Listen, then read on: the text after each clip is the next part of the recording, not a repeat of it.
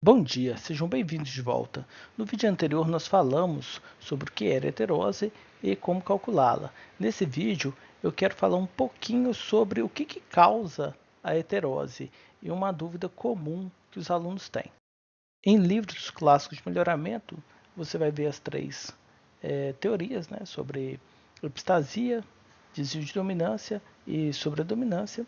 Mas o que eu quero falar mais especificamente é porque a maioria dos alunos não compreendem como podem ser desvios de dominância os responsáveis pela heterose, e na maioria das vezes eles acreditam mais inicialmente que seja uma sobredominância. Para conseguir explicar, eu vou precisar de quatro genes fictícios aqui, ó, o Azão Azinho, o Bzão Bzinho, o Czão Czinho e o Dzão Dzinho, em quatro situações diferentes. Ó, a primeira situação do gene Azão Azinho, a gente vê que o Azinho Azinho produz 5, o Azão Azão produz 10 e o Azão Azinho fica exatamente no meio do caminho. O que seria isso? Esse é o caso de ausência de dominância, né? Então o heterozigoto produz um fenótipo intermediário aos homozigotos.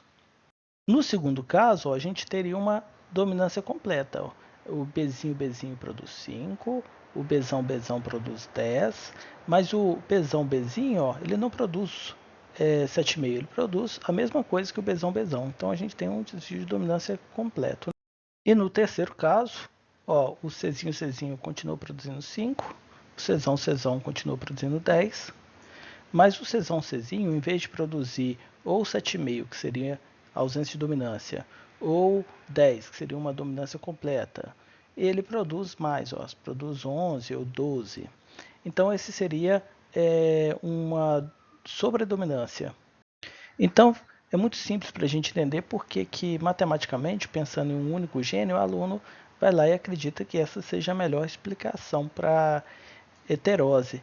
Entretanto, se eu pedir para vocês me darem exemplos de dominância completa, desde as características qualitativas, vocês vão lembrar de um monte, do Mendel, com as ervilhas, e vocês vão lembrar de exemplos com frangos, vocês vão lembrar de exemplos com cachorros, e se a gente passar para características quantitativas, a gente também vai encontrar vários exemplos de dominância completa. Entretanto, se eu te pedir um exemplo de sobredominância, é, possivelmente você não vai ter nenhum para me fornecer agora.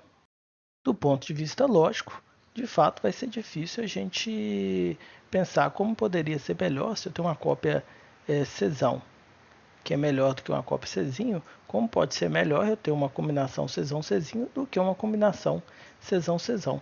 O que não quer dizer que não existam exemplos de desvio de sobredominância, só são um pouco mais difíceis de você encontrar. Existem sim alguns casos em que o heterozigoto é melhor do que ambos os homozigotos, por exemplo, em caprinos. Seria mais interessante para a gente se a gente pudesse trabalhar com animais mochos, e então é uma característica, o caractere mocho é dominante. Entretanto, a gente não pode trabalhar selecionando os animais para serem mochos, que facilitaria manejo. Por quê? Existe uma outra característica que é quando a gente nasce uma fêmea e além dela ser mocha, ela é homozigota dominante, por caractere mocho, ela vai apresentar, vai ser infértil e vai apresentar às vezes comportamento de macho. Ela pode acabar sendo usada como um rufião, mas ela não vai cumprir adequadamente a funcionalidade reprodutiva. Então, é uma desvantagem se a gente caminhar para o lado do homozigoto dominante, para mocho, caractere mocho.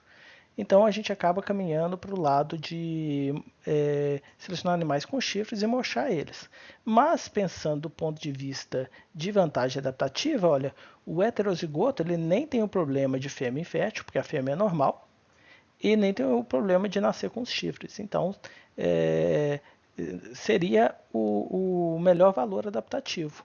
A gente acaba não selecionando para ele, porque na hora que a gente cruzasse um macho heterozigoto com uma fêmea heterozigota, a gente ia gerar muitos produtos bons, mas 1/8 do esperado seriam fêmeas que não iam cumprir sua funcionalidade reprodutiva, né? Então seriam fêmeas inférteis, geralmente apresentando um comportamento de macho. Então, mesmo que você tivesse ali, você vai ter 1/8 de fêmeas com chifre, 2/8, né, 1/4 de fêmeas mochas e férteis, você vai ter 1/8 de fêmeas que não são interessantes para o seu sistema produtivo. Vai ter 1/8 de machos com chifre e 3/8 de machos mochos, né? O que não quer dizer que a vantagem adaptativa não exista no heterozigoto. Ele só não é interessante de se buscar por causa da segregação e o que vai ocorrer nas proles, né? Em humanos, você buscar exemplos, você vai ver sobre maior resistência à malária de pessoas heterozigotas para gene da anemia falciforme. Então, as heterozigotas elas não vão apresentar anemia e vão ter uma outra vantagem adaptativa. Entretanto, eu vou pedir para você deixar de lado um pouquinho desvio de dominância. Também não faria sentido nenhum a ausência de dominância. Mas nós vamos pensar só na dominância completa, seria possível explicar, mas eu vou além. Se basicamente você pensa que a dominância completa, o indivíduo seria no máximo igual a um dos pais. Se você pensar na fórmula da heterose, isso já poderia trazer heterose, porque é a superioridade média dos filhos em relação à média dos pais, e a média dos pais seria 7,5. Né? Mas em alguns casos a heterose pode trazer uma vantagem superior até a ambos os pais. E aí parece não fazer muito sentido, né? Como que um indivíduo cruzado poderia ser melhor que ambos os pais se ele é no máximo igual a um dos pais. Então eu vou ser ainda mais rigoroso e crítico para mostrar para vocês. Nós vamos esquecer isso aqui. Vamos pensar em uma dominância parcial. Na dominância parcial a gente não chega na dominância completa. Então o heterozigoto ele é melhor do que o meio do caminho, melhor do que o fenótipo na ausência de dominância, mas ele também não chega a ter o mesmo fenótipo do dominante completo. Então a gente teria um heterozigoto que produz 9. Então ele não seria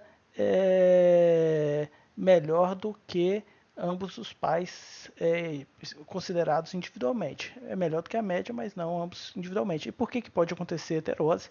Em que você tenha um produto que ele é melhor não só do que a média das raças puras, mas ele é melhor do que qualquer uma delas separadamente, isoladamente, e aí nós vamos provar que o desvio de dominância permite explicar isso. Para isso nós vamos usar duas raças fictícias, a raça 1 e a raça 2. Nós vamos primeiramente assumir que raças diferentes podem ter alguns genes que foram fixados em comum. Então, o azão, o bezão e o cesão, para evitar os complicadores das de dominâncias diferentes assumidas, nós vamos assumir valores homozigotos dominantes para ambas as raças. Então, seria azão é 10, bezão é 10 de valor adaptativo e cesão 10. Então, em ambas as raças, a gente tem em comum aqui 30 pontos. Né? Aí vamos para a raça 1 e raça 2, o que eles são diferentes. Então, na raça 1, a gente tem desão e exão, que é vantajoso. Né? Então, a gente tem 10 e 10 de valor adaptativo, 20. Já na raça 2, a gente tem a pior forma, que é o desinho e o ezinho, que teriam um valor adaptativo de 5 cada um.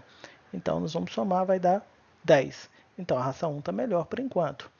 Entretanto, quando a gente vai para outros genes, o gene F, então a gente tem que o Fzão vale 10 e o Fzinho vale 5. Então a gente tem para a raça 2 os melhores valores, que é Fzão e Gzão, que também vale 10. E para a raça 1 a gente tem os piores valores, Fzinho e Gzinho. Então a gente tem aqui 5 e 5, 10 e 10 e 10, 20. Só que se a gente soma, 30 mais 10 mais 20, 60. E 30 mais 20 mais 10, 60. Então, tanto o valor de cada uma das raças 60, como a média das raças puras, né? A média dos pais vai ser 60. Agora vamos fazer o cruzamento e ver o que acontece. Então, como é que fica o nosso cruzamento? Ambas as raças só têm a forma dominante do A, do B e do C. Então, o produto do cruzamento vai ficar igual. Agora, quando chegar no gene D, ó, uma só doa Dzão, a outra só doa Dzinho. Então, vai ficar heterozigoto, Dzão, Dzinho. Quando chegar no E, ó, uma só doa Ezão, a outra só doa Ezinho. Então, vai ficar heterozigoto, Ezão, Ezinho. Aí, quando eu chegar no GNF, ó, já mudou quem doa o dominante. Mas, de qualquer forma, um só doa o dominante e outro excessivo também. Vai gerar um heterozigoto. A mesma coisa no G. O que isso quer dizer para a gente? Né? Que o produto do cruzamento ele vai ser um indivíduo com maior heterozigosidade. Ele vai ter mais genes em heterozigose. Né? Ah, mas isso explica? Vamos fazer as contas? Então, a gente tinha 60 em uma, 60 na outra. Aí aqui, ó, os 30 continuam iguais, porque o Azão, Azão, Bzão, Bzão, Czão, Czão. Agora o que muda? Nos heterozigotos. Ah, mas o heterozigoto não chega a ser nem igual a um dos homozigotos, não é igual a 1. Mas se a gente somar as vantagens de uma raça, da raça 1, advindas dos genes D e E, e as vantagens da raça 2, advindas dos genes F e G, eu vou ter um produto cruzado que supera, e nesse caso vai superar não só a média dos pais, como até se a gente analisasse os pais individualmente, a gente conseguiu provar que isso é possível. Porque na hora que a gente pegar o heterozigoto, ele tem 9, né? Então 9 mais 9 aqui, ó, das vantagens que vieram da raça 1. Então a gente vai ter um valor de 18. E quando a gente pegar as vantagens que vieram da raça 2, ó, 9 e 9 também 18. Então 30 mais 18 a gente vai ter 66. 66 menos 60 dá 6 dividido por 60, a gente vai ter 0,1 multiplicado por 100, 10% de heterose. Então não só a gente prova heterose, como quando a gente faz a comparação do produto cruzado com uma das raças ou com a outra raça, a gente também prova que isso é possível, não necessariamente com o desvio de dominância completo, mas até com o desvio de dominância parcial. Obviamente, na prática, característicos quantitativos vão ser governados por muito mais genes e eles não vão ter importância relativa igual, mas não teria como a gente explicar de forma adequada se a gente não pegasse um exemplo mais limitado, né? Então, acho que essa é a forma mais fácil de entender. Felizmente ou infelizmente, o melhoramento não é uma das ciências mais triviais, mais fáceis de se entender, não. Ela exige mesmo que você busque diferentes fontes e vá associando esses conhecimentos na sua cabeça para que você vai criando a sua própria estrutura lógica para entender melhor os assuntos, né?